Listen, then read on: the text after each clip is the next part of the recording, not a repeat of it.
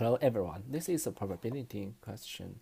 It is homework 10 and it's the first question.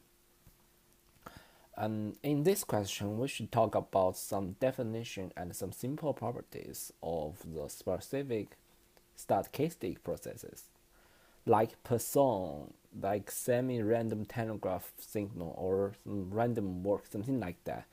So first we look at the Poisson process. The Poisson process is based on the Poisson distribution, and because we can change the parameter in Poisson distribution, the a, into lambda t, and we get a Poisson process.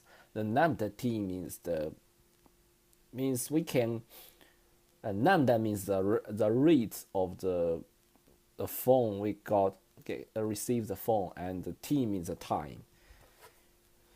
Here you can see the Poisson process and it's also used to get the probability of the number of the calls received in the t hours.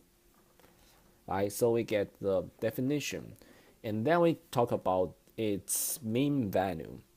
The mean value is because we use the previous proof in the Poisson distribution to get the expected value. So we get the expected value, it should be a.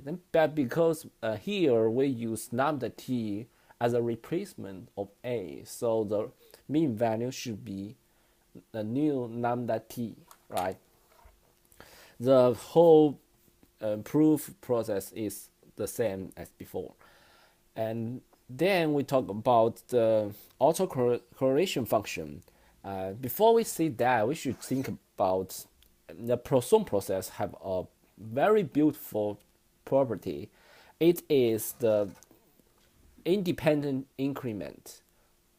Independent increment means if the two time duration are not overlapped, they are increment. So we have two cases here. 1, 2, 3, 4. So we get here T2 minus T1 is independent with T4 minus T3 because the two duration are not overlap, so they are independent. By using this property, we can get the autocorrelation function here can speed it up into two guys multiplies, and finally we got the answer, right? And in other cases there is some overlaps, so we cannot use the probability. We cannot use the property type. So here, but I think we can still use that, but only with some little differences. So we can still use that, and we get answer because the T2 minus T1 is the first duration, and T4 minus T3 is the second duration. So here we write down the as before, and we got the answer T2, T1, T4, T3. And the only difference is we should add the overlap area, right? Because overlap area is T2 minus T3, so we should add that. It's easy to remember.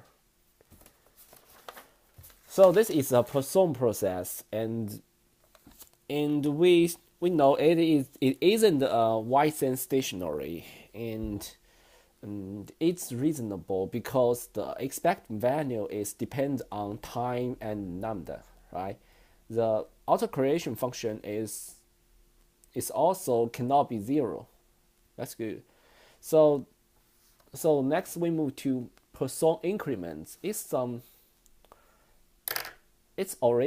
comes from the Poisson process, but a little different. Here is a definition formula. Yt equals to like this. So it gives it shows how increment, the rate of the increment, how the increment of the process. So we get the expect value should be write down the formula because this is a Poisson process, so we know the expect value is like this, and we got the answer lambda. Autocorrelation function is as well, and we got answer autocorrelation function. Here you can see if the T1 and T2 is far away from each other, it's larger than epsilon, we can get it is a constant. But if not, it isn't constant. So it's reasonable because you can see if the two guys are so far from each other, they may not dependent on influence on each other, right?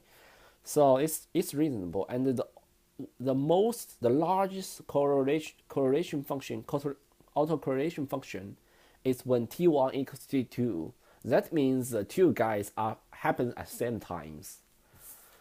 So we say next we move to think about the Poisson impulse. The Poisson impulse is a limiting process of Poisson process. Here, Poisson process can also be written like Poisson process is a limit of the Poisson increase, and it's the derivative of Poisson process. So it shows how the value of Poisson process changed at any moment t.